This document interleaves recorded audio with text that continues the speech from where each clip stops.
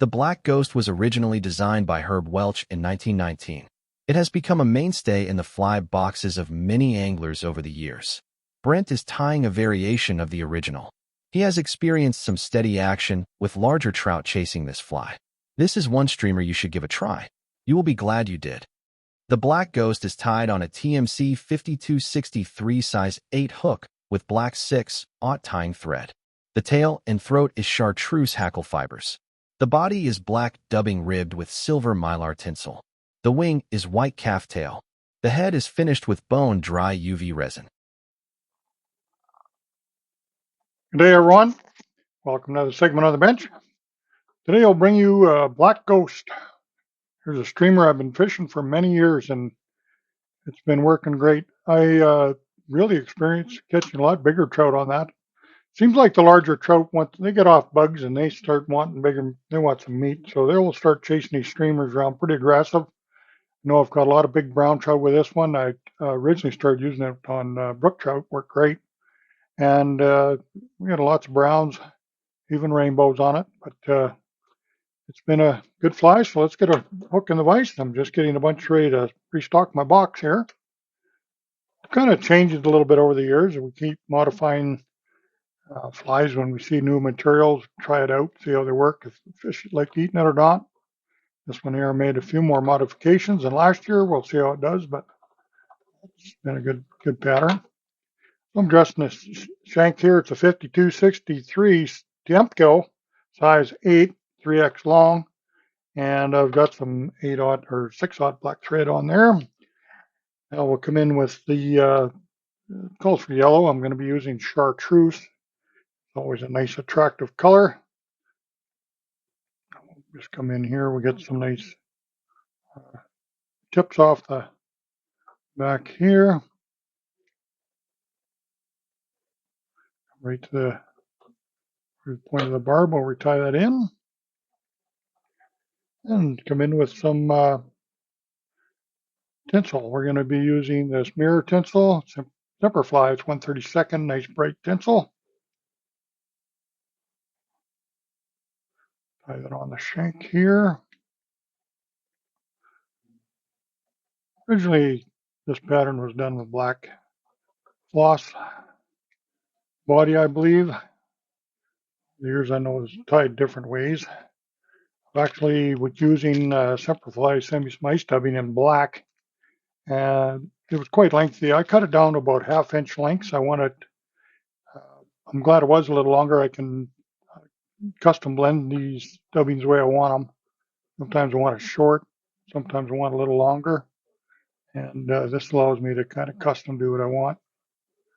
We're going to come in here. This is pretty bright, which is always good. I've got another idea coming up I want to show you. I've done this with seal, or the underfur of polar bear. I always save that, the white.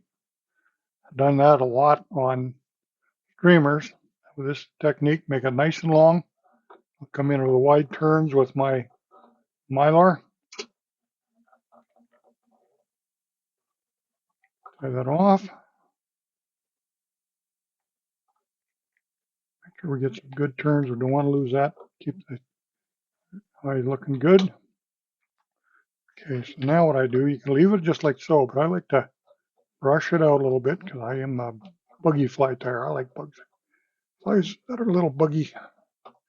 Just get that translucency going. Now when I get that length of that, I just kind of preen it back with my fingers. Make sure you don't stick your fingers in the hook. And then just kind of lay that back. And in the water, that to me looks really good. It's got a really nice effect. A lot better than what just floss sitting out there, just black. It works. Don't get me wrong. It's not a bad pattern. I'm going to turn it upside down. I'll grab some of my chartreuse again. Grab some fibers here, some hackle fibers. I'll measure that out to the tip of the point of the fly. Wrap that on the bottom. Make sure we get some good turns. Just keep the head nice and small. There we go.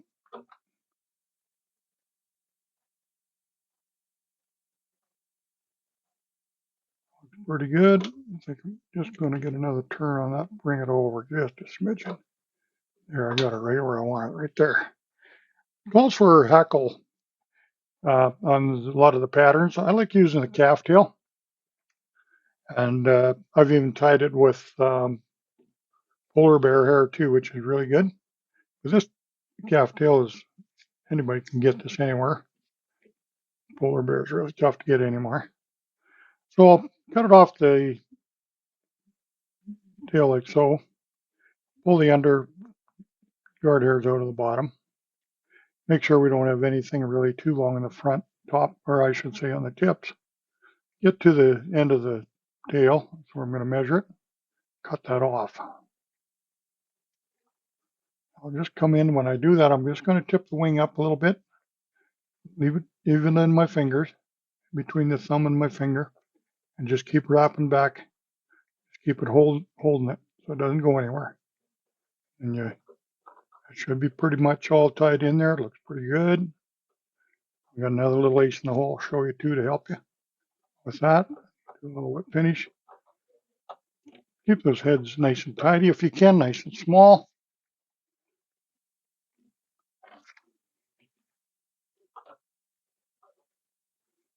Bring in my Solaraz secret sauce. Put a little dab in there. Runs in that hair. Then I'll get some on my thread, of course. But it runs right into that calf tail, and it really secures that in there. That's a little bit of cheating going on, but that works. It's going to be a lot more durable. Like I said at the beginning here, this fly does take some big rainbows, or big browns mostly is what I've been on it, and brook trout. If you got brook trout around you, you want to make sure you're throwing this at them. And they really like it. It's got rainbows on it too.